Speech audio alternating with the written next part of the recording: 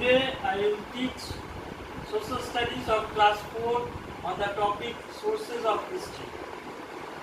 So you have a subject history, specified subject. Still I will give a little knowledge what history is. History is the word derived from the Latin word historia, which means that knowledge gained by investigation. Or also we can say the story of the past is known as history. Now I will start the topic, sources of history.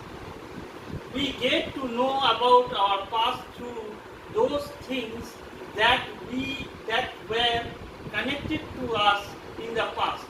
It might be a building, an artifact, a written text, a painting, or perhaps a coin.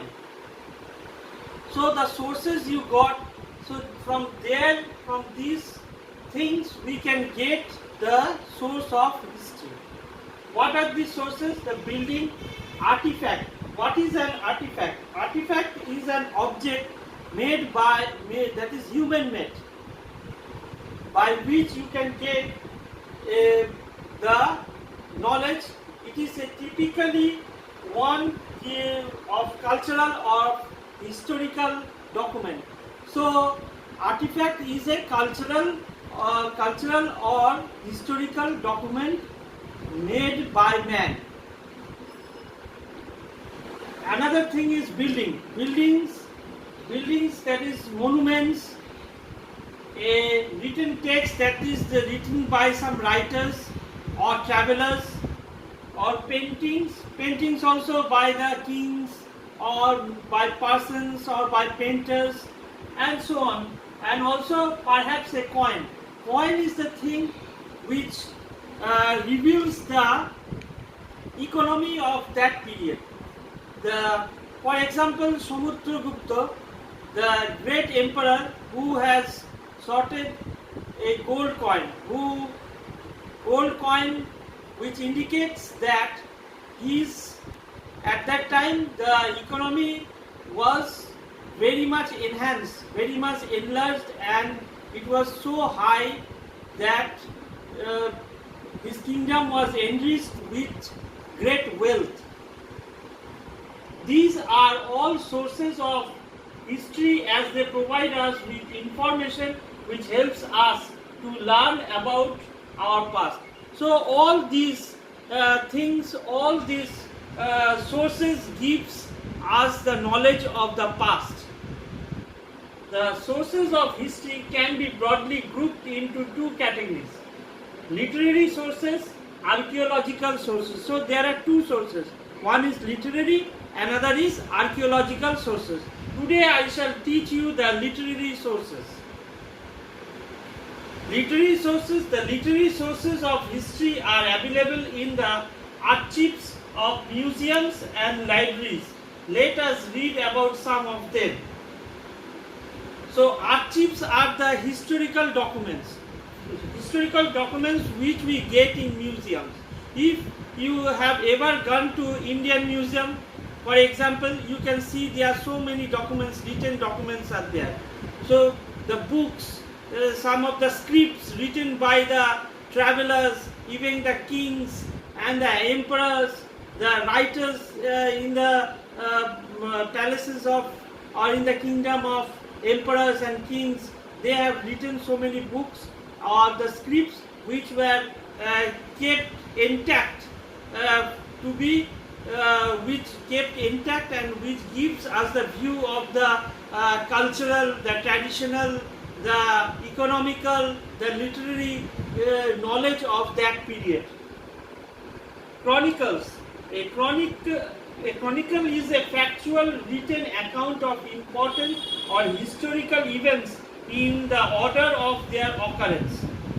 So chronology, if I say chronology, means one after another. Chronicle is one after another. So knowledge gained or the events formed one after another. Many historians quote scholars and poets have written about their rulers in whose kingdom they were invited to stay. Such records are called chronicles. So many historians, scholars, and poets who have stayed or being called on by the rulers and the kings to stay in their court and write something of the kingdom or the kings or their time. Those scripts are kept so that they can give the knowledge of the kingdom of that time, their cultural events, their traditional events, their literary forms, everything are being recorded there in a chronological order by which we can get the knowledge of the past or of that kingdom.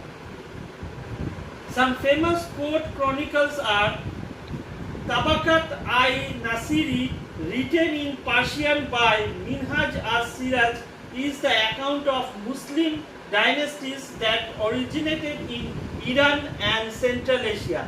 It consists of 23 volumes. So here we see the Muslim dynasties, chronology of Muslim dynasties in Iran and Central Asia. So this man, Minhaj as-Siraj, wrote in Persian Tabakat-i-Nasiri. In this book, in this chronology, we can see the chronological order of the Muslim rulers. So in India we are staying, and in India we can learn about the Asia or the Iranian rulers. So this is how the chronicles help us. The literary sources help us to know of the history. In Akbari and Akbarnama, written by Abul Fazal, are important sources of history during Akbar's reign. They contain detailed description of his life and times. So during Akbar's reign, Abul Fazal lived. He wrote about Akbar. How was Akbar? Who was Akbar? How did he reign? What was the economy of that time? What was the literary features of that time? What was the traditional views of that time? Everything. How did Akbar rule? What kind of ruler he was? Everything he has written in Akbarnama and in Akbari. So this is how we can get the knowledge of what a king, an emperor or a king. Here is an example of the great Mughal emperor Akbar. Autobiographies. Babarnama is an autobiography of the Mughal emperor Babar. It presents details life history of Babar, the first Mughal emperor of India. So first you should know what is autobiography. Autobiography means the literary source which is written by himself. If I have written on my life, then this is an autobiography. So Babar has written himself on his life, that is Babarnama. So here we can find the life history of Babar, the first Mughal emperor of India. Jahangir-Nama was written by Mughal Emperor Jahangir. So Jahangir wrote this book or this autobiography, Jahangir-Nama. It does not only provides the history of his reign, but also the details of art, politics, and his personal life. So I have told that not only the reign of anyone's life, that is his time period, but also everything, the art, the politics, the traditional life, the personal details, everything is given of that period when he ruled. Accounts of travelers. Now we can get the travelers, account of travelers, that is the travelers when they came in any period or when they reached the kingdom of any ruler. They had written something in the name of that ruler or kingdom or the king or the emperor. So travelers from all parts of the world visited the courts of Indian rulers. they wrote detailed accounts of their experience in the country. So these travelers, it may be a foreign traveler, it may be that is the country's traveler or the nation's traveler. So both the travelers, whoever it may be, they travel throughout the country and wrote about the situation at that period. Wherever they went, which kingdom they went, they have written about that kingdom or the reign of that ruler. Historians found these accounts very authentic and reliable. So when the historians got these writings, these literary sources, they took it as an authentic one. Authentic means they are the correct sources. They are the real sources and they are very reliable because they are not written by any common people. They are written by the great or important or renowned travelers. In fact, most of what we know about the history of our country is through the accounts of these travelers. So whatever we have known of the past of our country are mainly written by these travelers. Who are these travelers? Wen Shan from China, Fa Hien, China, Al-Biruni, Persia, in Battuta, Morocco, and Niccolo Conti, Italy, were some of the travelers. So here are some examples of the travelers or some travelers who came to India and wrote some account of that period. And these are taken to be authentic and reliable by the historians of today's age. Now I shall teach you the religious literature.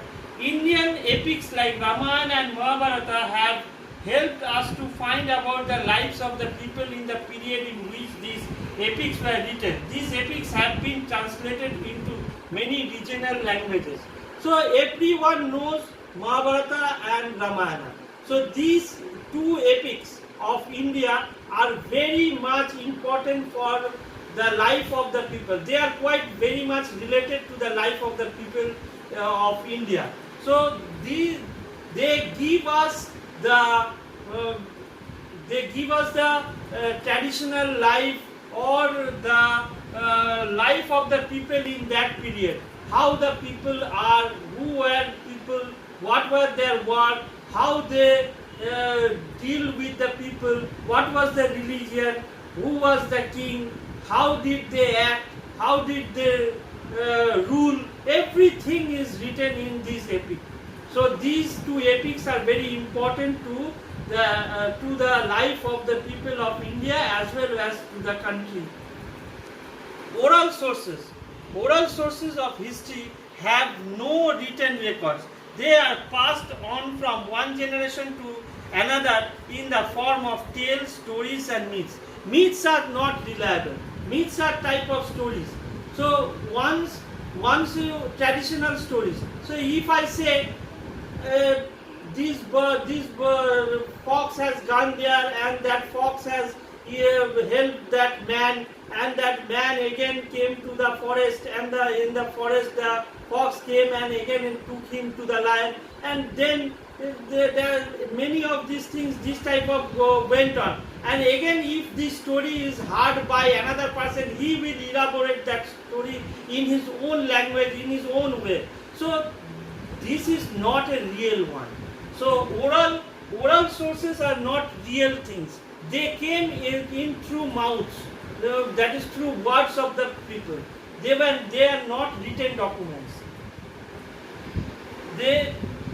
Oral sources are not reliable as the stories tend to change while being told and retold by different people. So I told in one way, then one heard, then another, that man say in another way, then another two people here, they say in another way, and other words they join or they subtract some words from there, they add some part to it. So this is how these type of stories are made, which are not reliable to the source of the history. Stories of invention of fire and wheel are some examples. So stories of invention of fire and wheel is not authentic. we know that fire was invented, wheel was invented, but how it was invented, it is not yet uh, not yet got or not yet been known. So we can understand that oral sources are not the real or authentic one or the reliable one. Now I will write some question, some meaning for you, which you will read in your home. Meaning: artifact, an object made by human being, typically one of cultural or historical interest. Archives, collection of historical documents. Myth, a traditional story, especially one concerning the early history of a people or explaining a natural or social phenomenon, and typically involving supernatural beings or events. So you read these meanings as well as the lesson very well in your home and try to write in your copy these meanings. Thank you.